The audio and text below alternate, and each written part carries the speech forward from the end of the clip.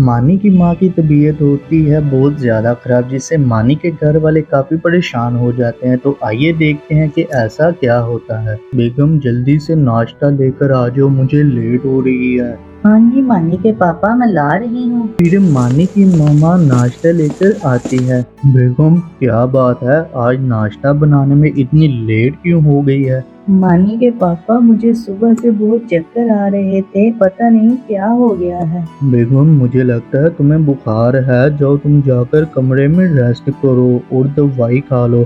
मैं मानी और सारा को भी नाश्ता करवाकर स्कूल ले जाता हूँ। ठीक है मानी के पापा, मैं इन दोनों को आवाज लगाती हूँ। मानी, सारा, चलो जल्दी से नीचे आ जाओ, नाश्ता करो और फिर स्कूल चले जाओ। बेगम क्या हुआ तुम्हें? उठो बेगम, क्या हुआ है? मानी और सारा भी आ जाते हैं। पापा जी क्या हुआ है मामा को? मामा बेहोश कैसे हो गई है?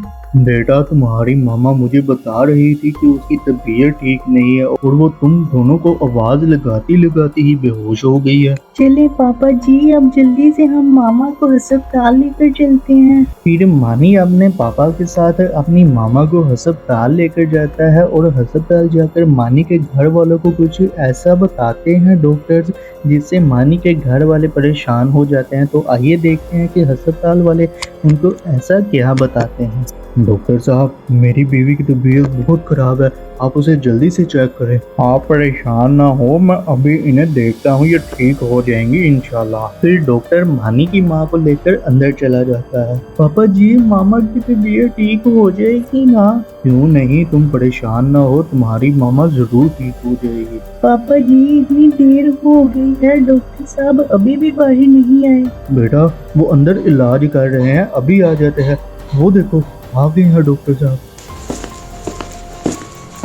डॉक्टर साहब अब कैसी है इनकी तबीयत? मैं आपसे माजरत करता हूँ, आपकी बीवी को हम नहीं बचा सके।